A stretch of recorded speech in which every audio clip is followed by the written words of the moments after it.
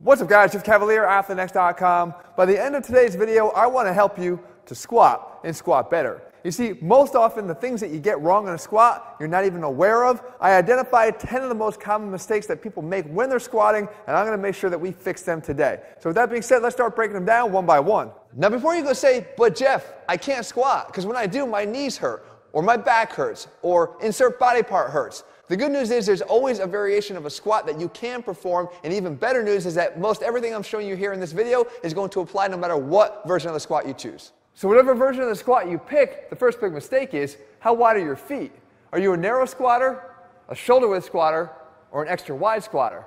Then again, how would you even know? If you want to perform the best squat, you got to know, and for that, I have a way to help you. With the stance finder. And all you have to do is lay on your back and simply pull your knees up towards your chest and try to find the point that allows for the most hip flexion without causing an excessive rounding of the low back, because we don't want that at the bottom of the squat. So you simply just kind of pull up on your legs and find that comfortable spot. Maybe narrow feels better for you. Maybe rotating your hips out a little bit allows you for that deeper hip flexion and feels more comfortable. Once you find that spot, you just want to line your lower legs up with your femurs. Simply stand up.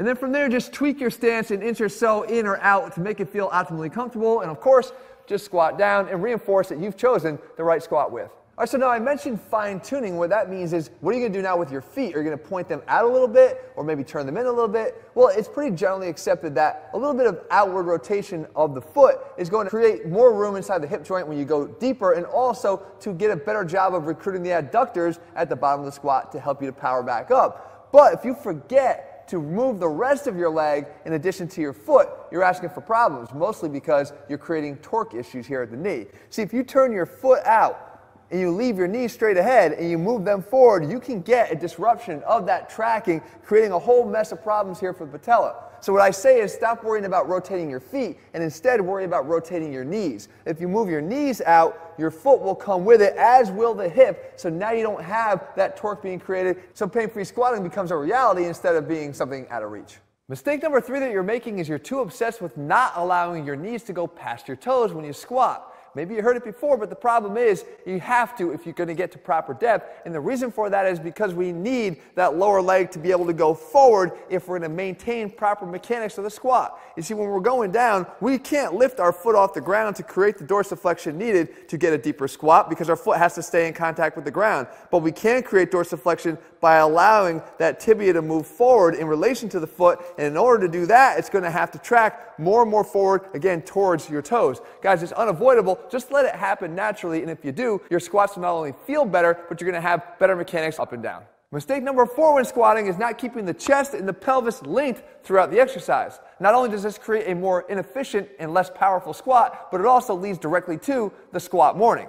We know how ugly this can be, and it's also quite bad for your back. You can avoid this, however, by just simply thinking about the chest and the pelvis as one unit and moving them in space at the same time. It's quite simple because these are pretty big moving targets and pretty easy to control. It becomes most challenging at the bottom of the squat, where there's a tendency to allow the hips to move first, thereby breaking that link between the two. However, if you do this and do it right, not only does this lead to, as I said, a more efficient squat, but one with a straighter bar path. And a straight bar path is a good squat, and one you're going to want to try to emulate every time you get onto the bar.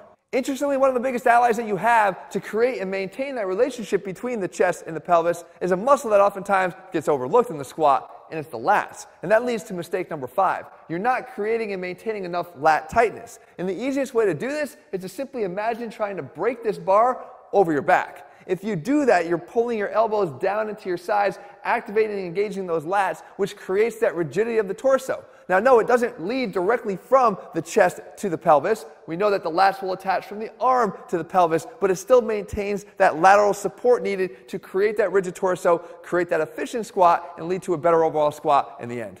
And so squat mistake number 6 is actually a fairly obvious one, and that is you're using one of these. Oh, you mean a pad?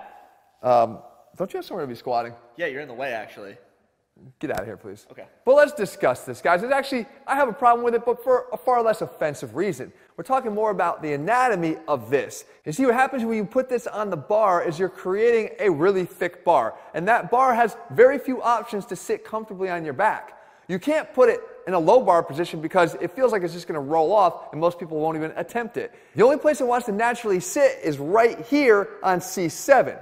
C7 is the last cervical vertebrae, and it does want to sit sort of right on there because it's comfortably carried right there. The problem is, it's not going to stay comfortable for long because the compression on there could actually lead to numbness and tingling down the arm into those 4th and 5th fingers, and it just doesn't make squatting a really enjoyable experience. The fact is, guys, if you ditch this and get used to putting the bar on your back, you're going to be able to find a more optimal position without the downsides that come along with that pad. Mistake number 7 is actually forgetting from time to time to step out from under the bar and do some unilateral exercises. You see, exercises like the Bulgarian split squat, or even a step up, or a lunge, do a great job of not only helping you to identify those imbalances in the first place, but game plan for working on them. You'd be surprised at the difference in strength levels that you have in your right and left leg right now. We're able to actually assess that with force plates, but what do you do if you don't have access to something like that? Well, you could actually see it in the form of the dreaded hip shift at the bottom of the squat. You've probably seen it before. You slide a little bit to one side or the other as you work your way back up to the top of every rep. It's happening because you're just simply trying to find that stronger leg, but it comes at a cost, usually in the form of hip impingement or worse, a labral tear, all of which would be preventable if you simply just learn to incorporate some additional exercises into your routine. And so mistake number 8 is one that I know all too well, unfortunately, especially more these days than when I was younger, and it's not properly warming up to squat. And so we've all been there either because we were short on time or maybe long on ego, where our idea of a warm-up consisted of unzipping our gym bag, only to realize just moments later that maybe you weren't really warmed up enough.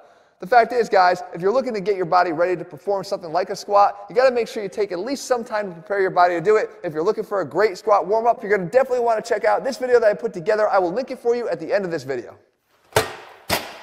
So mistake number 9 is a big one, and it's when we seek out those big squat totals with a body that's not necessarily ready to do it.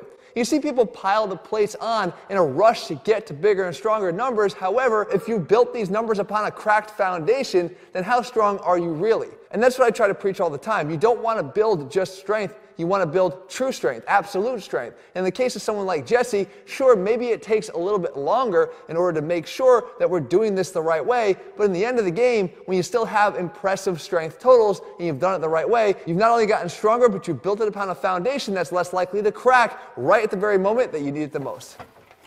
Mistake number 10 is actually one of the biggest squat mistakes you can make, and the reason why it's actually so problematic is because it's very deceptive. It happens from the moment you put the bar on your back. I made a whole video on how to identify whether you're doing it. I want you to make sure that you check it out. It will be incredibly helpful, and it will set the stage for success with all these other tips. If you're looking for a program, guys, you can find it over at ATHLEAN-X.com. If you haven't done so, make sure you click subscribe and turn on notifications so you'll never miss a new video when we put one out. All right, guys, see you soon.